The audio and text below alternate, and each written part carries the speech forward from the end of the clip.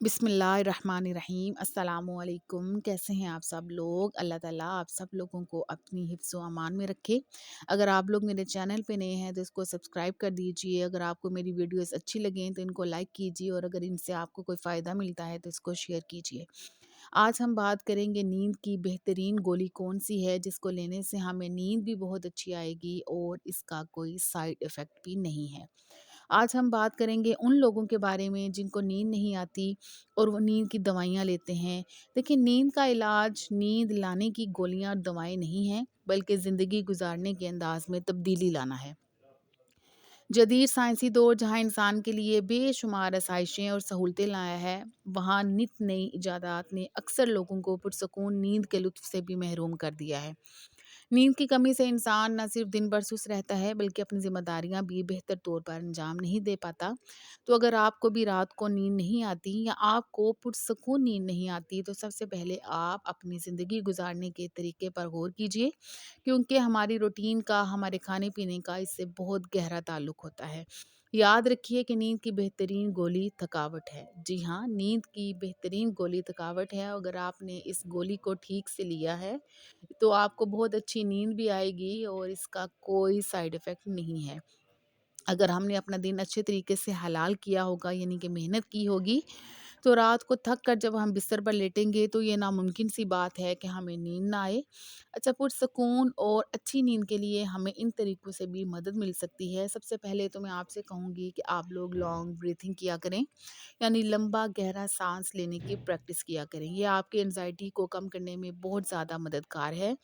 मैं आपको वही चीज़ें बताती हूँ जिनसे मुझे खुद कोई फ़ायदा हासिल हुआ है। जब मैंने ड्यूरिंग एंग्ज़ायटी या जब नींद आने के ना आने के तमाम मसाइल से जब मैं खुद गुज़र रही थी, मैंने इनको खुद पे अप्लाई किया है और मुझे इनके बहुत अच्छे रिज़ल्ट्स मिले हैं। लॉन्ग ब्रीथिंग में करना क्या है, आपने नाक से लंबा गहरा साँस लीजिए, थोड़ा-सा उसको होल्ड कीजिए, फिर आहिस्ता-आहिस्ता उसको मुँह से रिलीज़ कर देंगे। आप स्टार्ट में 5 टाइम्स करें, उसके बाद ग्रेजुअली आप इसको बढ़ाते जाएँ। उसके बाद वॉक की बात करेंगे हम, आप वॉक को अपनी आदत बनाएँ, अपनी पक्की आदत बनाएँ, इसको अपनी रूटीन में शामिल कीजिए। हर खाने के बाद 15 टू 20 मिनट्स लाज़मी वॉक कीजिए। आपने सुना ही होगा, walking is the best exercise for longer life. और मोस्ट इम्पॉर्टेंट कि जब आप सोने के लिए बिस्तर पे जाएँ तो दिन भर की परेशानियों को भूल जाएँ। ये मुश्किल ज़रूर है लेकिन नामुमकिन नहीं। सूरह रहमान लगाएँ, उसको सुनते-सुनते सो जाएँ।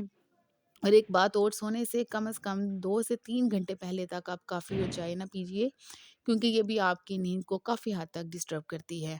याद रखें कि जब हमें नींद नहीं आती तो हम एंग्ज़ायटी और डिप्रेशन का शिकार हो जाते हैं, क्योंकि नींद का इंसान की जो ज़हनी सेहत है उससे बहुत गहरा ताल्लुक होता है। क्योंकि जब हम सोते हैं तो ऐसे बहुत सारे हार्मोन्स रिलीज़ होते हैं जो स्ट्रेस को, एंग्ज़ायटी को, डिप्रेशन को रिमूव करते हैं।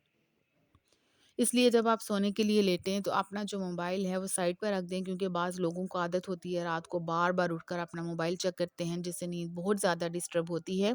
तो कोशिश कीजिए कि जिस तरह दवाइयों को बच्चों की पहुँच से दूर रखते हैं, इस तरह मोबाइल को भी अपनी पहुँच से आप लोग दूर रखें। आखिर में एक खूबसूरत बात याद रखिए कि दुनिया में अगर किसी चीज़ को पहली फ़हरिस्त पर आप रखना बहुत ज़रूरी है तो वो है आपका ज़हनी सुकून। बाकी सब आर्ज़ी चीज़ें हैं, वक़्ती हैं, सब दुनियादारी हैं। अपना ख़्याल रखिएगा, खुश रहिए, शाद रहिए, आबाद रहिए, दुआओं में याद रखिए।